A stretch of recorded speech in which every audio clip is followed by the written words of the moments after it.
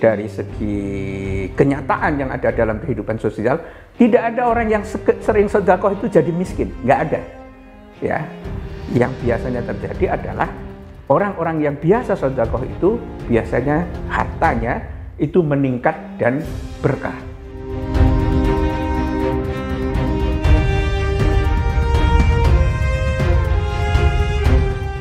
Assalamualaikum warahmatullahi wabarakatuh.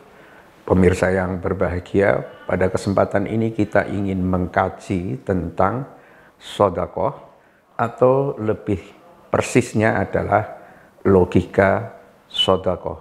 Ya, kenapa kita perlu menggunakan kata logika sedekah? Ini juga berasal dari pernyataan Rasulullah sendiri dan juga para sahabat tentang pentingnya sedekah itu. Tetapi hal yang sangat menarik dan bahkan sangat mengejutkan adalah satu perintah sedekah ini terkait dengan persoalan kekayaan itu sendiri. Jadi pernyataan kalau tidak salah dari Sayyidina Ali mengatakan, jika Anda ingin kaya, bersedekahlah. Jadi kalau orang itu ingin kaya, maka bersedekahlah. Ini kan aneh gitu. Pernyataan sedekah itu mengeluarkan uang, tetapi justru Sayyidina Ali, bahkan mungkin juga beberapa sahabat dan mungkin makna dari beberapa hadis juga mengatakan itu, kalau ingin kaya, bersedekahlah. Kenapa ingin kaya harus kita mengeluarkan sedekah? Ya, walaupun tentu saja niat untuk bersedekah itu bukan ingin kaya, ya, tetapi dampak dari sedekah itu bisa membuat orang menjadi kaya. Ini satu analisis yang sangat penting untuk diungkap supaya kita lebih memaknai apa artinya sedekah bagi para musaddiq, bagi orang-orang yang bersedekah itu, ya. Dan tentu saja bagi orang yang menerima sedekah itu.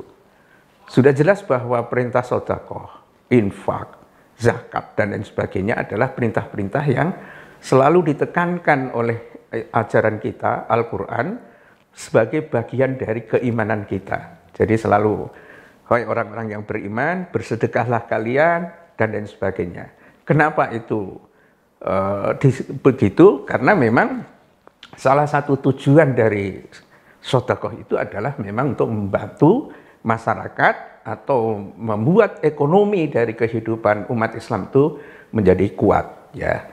Dan tadi gimana logikanya kalau kita sedekah malah justru kita akan bisa menjadi kaya, bukan orang yang menerima sedekah.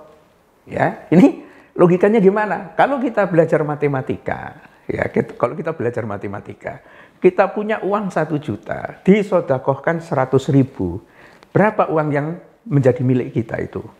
Ya, uang yang menjadi milik kita adalah 900.000. Yang 100.000 itu sudah kita berikan, sudah bukan lagi menjadi uang kita.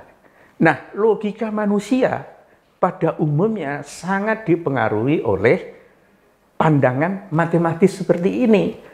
Sehingga apa? Ketika pikiran kita sangat didominasi oleh matematika yang seperti ini, biasanya kita akan menjadi enggan untuk bersedekah. Ya, karena apa? Harta kita berkurang. Nah, bagaimana bisa kaya kalau harta kita berkurang, kan begitu? Ini umumnya kalau kita menggunakan logika yang sangat sederhana begini. Tapi kalau logika sufi, logika sufistik itu begini, beda lagi. Ada 3 ekor burung di sebuah dahan. Misalnya, kita mau membidik. Kemudian kita tembak burung itu, ya, jatuh 1. Yang sisa berapa? Yang sisa itu, ya 1 itu. Itulah burung yang kita tembak itu. Ini adalah gambaran dari analogi bahwa yang kita amalkan itulah, itu yang menjadi milik kita. Jadi berbanding terbalik dengan logika matematika. Ya, yang 2, kalau burung ditembak 1, yang 2 itu teman-temannya yang di dahan, itu pasti akan kabur. Ya, artinya apa? Harta yang kita miliki itu adalah yang kita amalkan itu.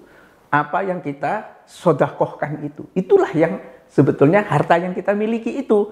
Jadi kalau kita berpikir dengan cara agak sofistik begitu, maka harta itu, kalau tadi kita punya uang 1 juta, kemudian disedekahkan 100.000, ya 100.000 itulah harta kita. Sementara yang 900.000 itu tidak jelas harta siapa. Tergantung pada amal-amal berikutnya itu. Ya. Namun ada satu jenis logika lagi ya di dalam sedekah itu ya, yang membuat kenapa sih sedekah itu ya menjadikan kita itu justru akan menjadi kaya. Ya, ini bisa kita lihat dalam pola sedekah, dalam pola seperti logika pertanian. Ya, seperti logika pertanian. Kalau kita punya 10 durian atau 10 pohon kelapa, 2 kita tanam, yang 2 ini kita tanam, maka yang tersisa adalah 8 itu. Ya. Tetapi 2 yang kita tanam ini nasibnya tidak jelas dalam beberapa tahun awal. Tetapi kalau kita nanam itu ibaratnya ya, seperti kita punya uang tadi 100 juta, 1 juta, katakan 200.000 kita tanam, itu ibaratnya menanam tunas kelapa itu. Ya, ibaratnya itu bisa dikatakan tunas kelapa itu. Memang pada akhirnya, ya pada awalnya maksud saya, itu kita hanya menikmati sekitar 8 kelapa itu. Yang 2 ini nggak bisa kita nikmati sama sekali. Tapi pada akhirnya nanti ketika dia tumbuh menjadi pohon yang besar, pohon-pohon kelapa yang subur, dia akan jauh buahnya lebih banyak daripada 8 pohon yang sudah kita nikmati itu. Ini logika sederhananya di dalam sedekah itu. Jadi semakin banyak kita menanam itu, semakin kita banyak sedekah, peluang untuk menjadi kaya itu menjadi lebih besar. Bagaimana sebetulnya dalam realitas sosial? Ini kan baru dalam bentuk perumpamaan. Bagaimana dalam logika dan interaksi sosial sesungguhnya itu? Begini pemirsa yang saya hormati, ya.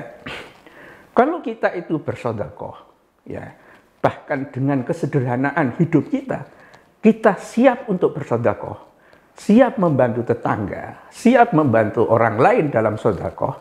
Tentu yang kita harapkan bukan berarti, wah biar orang itu akan membalas apa yang sudah kita lakukan dengan baik, akan dibalas dengan baik. Sepenuhnya serahkan pada Allah. Biasanya yang terjadi adalah kalau kita ini orang baik, akan dikenal oleh tetangga itu sebagai orang yang berbuat baik. Ya, akan selalu begitu. Nah, bagaimana jika ada orang jual tanah misalnya? Ini beberapa kali itu terjadi kasus. Tetangga kita punya informasi tentang orang yang jual tanah misalnya. Maka biasanya kalau dia tidak sanggup untuk membeli, dia akan mencari tetangganya atau apanya begitu yang memang berbuat baik, dikenal sebagai buat baik untuk mendapatkan informasi. Ini tanah dijual dengan harga ini. Tidak disampaikan pada orang lain, tapi pada orang yang baik ini. Inilah kesempatan yang sangat luar biasa. Ya, banyak sekali kasus terjadi, ya. Informasi-informasi tentang kebaikan, tentang keuntungan, dan lain sebagainya itu akan selalu kembali kepada orang-orang yang berbuat baik. Sedekah itu adalah satu bentuk perbuatan baik yang dirasakan secara penuh dan mudah sekali, ya, dicerna oleh siapapun, terutama adalah orang-orang awam yang memang sangat membutuhkan. Dan biasanya orang yang sering buat sedekah itu, lihat saja secara realitas dari segi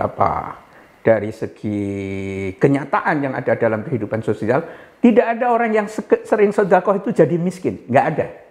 Ya, yang biasanya terjadi adalah orang-orang yang biasa sedekah itu biasanya hartanya itu meningkat dan berkah.